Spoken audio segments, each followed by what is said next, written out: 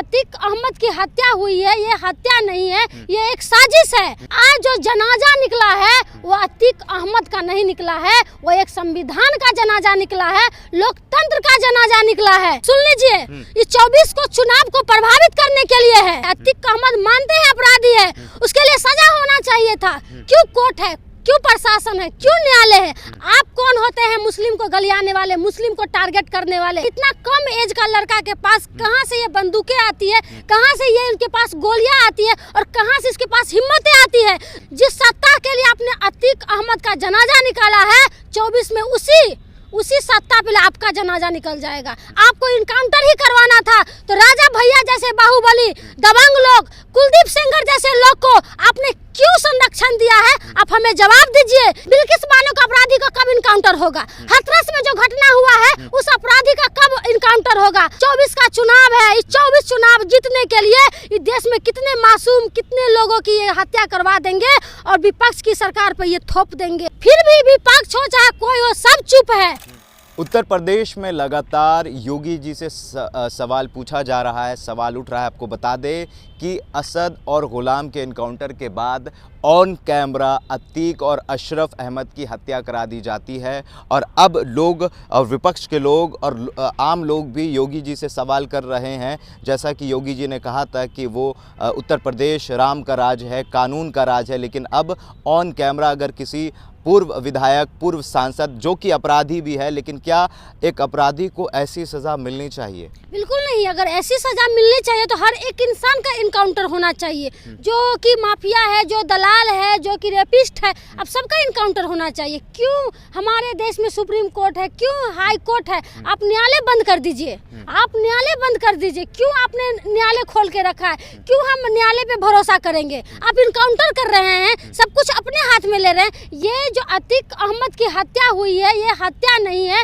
ये एक साजिश है और ये सिर्फ एक बहाना है, एक छल है दुनिया को प्रभावित करने के लिए कि हम एक हिंदुत्व वाली पहचान बनाएंगे तो मोदी जी को हटा के खुद रिप्रेजेंट करेंगे देश को।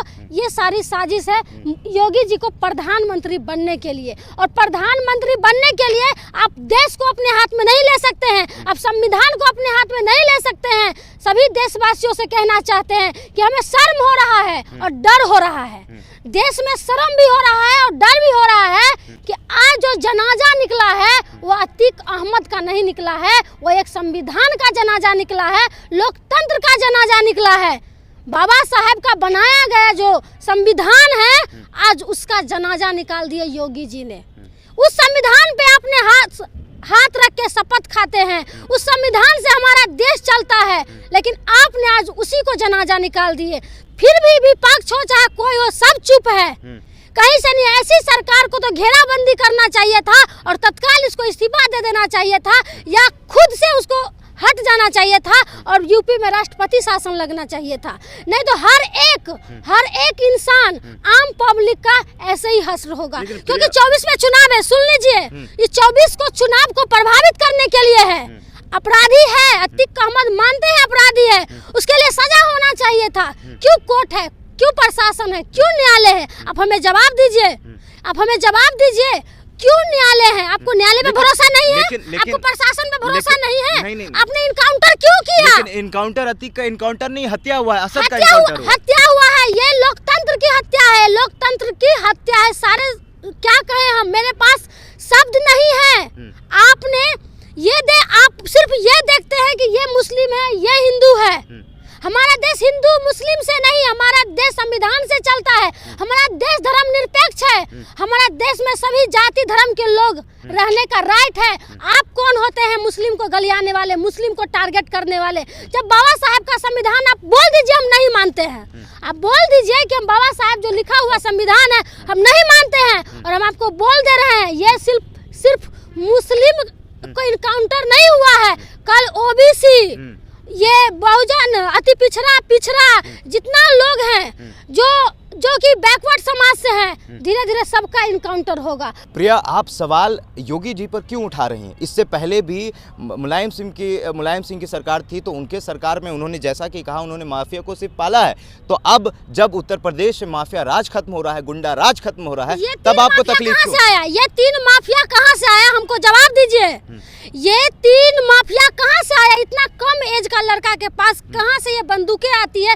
कहाँ से ये इनके पास गोलियां आती है? और कहाँ से इसके पास हिम्मतें आती है जो आपके प्रशासन के अंदर में इनकाउंटर हो जाता है, मीडिया होता है, आप ले जाते हैं हॉस्पिटल इलाज करवाने के लिए, लेकिन आप तो पोस्टमार्टम करके निकलवा दिए।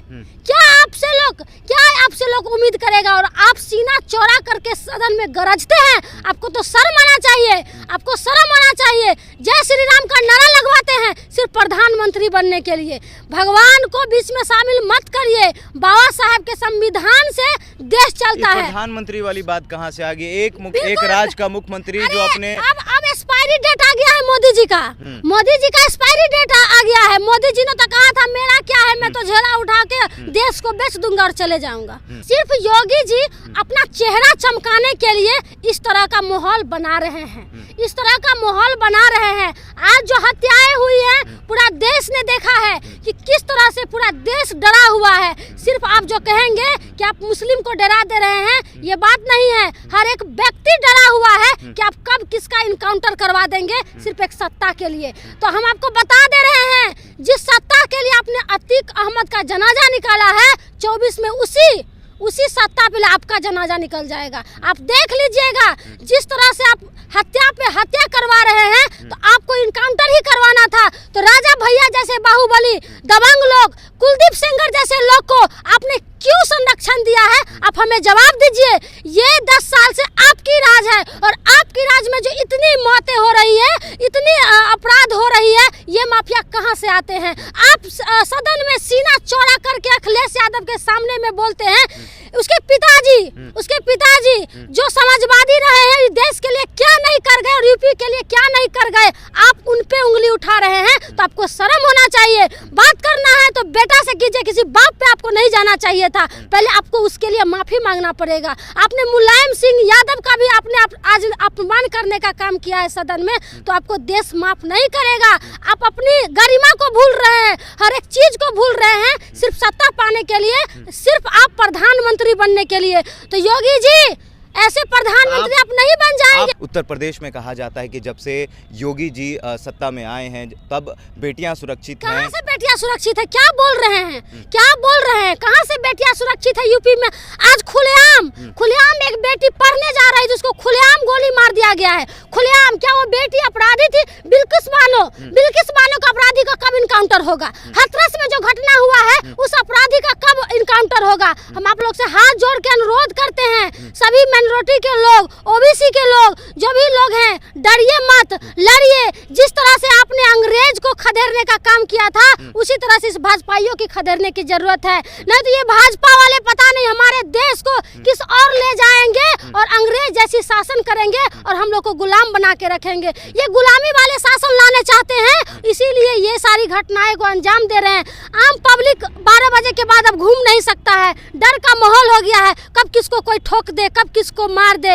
ये योगी जी को फिलहाल गद्दी छोड़ देना चाहिए और यूपी में राष्ट्रपति शासन लागू होना चाहिए। सीधा मेरा ये सवाल है कि ये जो जनाजा निकला है, ये अतीक अहमद का नहीं है, ये देश का संविधान का जनाजा है, देश का लोकतंत्र का जनाजा है। इसीलिए आपको समझना पड़ेगा और बोलना पड़ेगा। जितने लोग चुप है, लिख नहीं रहे हैं, बोल नहीं रहे हैं, आपको लिखने में डर हो रहा है कि लिखेंगे एक तरफ तो हिंदू को वोट कट जाएगा।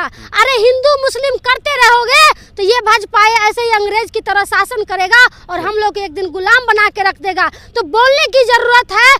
उठने की जरूरत है और लड़ने की जरूरत है। 24 का चुनाव है। इस 24 चुनाव जीतने के लिए इस देश में कितने मासूम, कितने लोगों की ये हत्या करवा देंगे और विपक्ष की सरकार पर ये थोप देंगे। ये इनकी साजिशें हैं। यूपी में जिस तरह से करवा रहे हैं, कल बिहार में करवाएंगे और कहेंगे कि तेजस्वी की सरकार है और तेजस्वी की सरकार में इतनी मर्डर हो रही है, जंगल राज है, उस पर थोप के ये अपना राजनीति चमकाएंगे। ये हर जगह इसका वही काम है। इसीलिए सतर्क रहने की जरूरत है, सतर्क रहने की जरूरत है। और सभी माइनॉरिटी के लोग से हम यूपी में हाथ जोड़ के निवेदन करते हैं कि सभी लोग आंख खोल के एकदम अपना सुरक्षा खुद करिए, नहीं तो कभी भी किसी के साथ कुछ भी हो सकता है। लड़ने की जरूरत है और आप लोग को बता दे रहे हैं, आप लोग हताश होने की जरूरत नहीं है। आप लोग बाबा साहेब पे विश्वास रखिए, बाबा साहेब की लिखी हुई संविधान पे विश्वास रखिए, आपके साथ कभी भी गलत नहीं होगा। चलिए, तो बाबा साहेब पर विश्वास करिए, बाबा साहेब के लिखे हुए संविधान पर विश्वास करिए। लेकिन मैं आपको बता दूं कि अब हर दिन लोकतंत्र की हत्या की जा रही है, संविधान पर हमला हो रहा है, लेकिन विपक्ष के सारे लोग चुप हैं। सत्ता दल में जो बैठे हुए जो लोग हैं वो भी चुप हैं। प्रिया राज थी हमारे साथ। बहरहाल आपकी क्या प्रतिक्रिया हमारे कमेंट बॉक्स में ज़रूर बताइएगा। अगर आप हमारे फेसबुक पेज पर हैं तो लाइक करिए, अगर आप हमारे यूट्यूब चैनल पर हैं तो सब्सक्राइब करिए। बहुत बहुत धन्यवाद।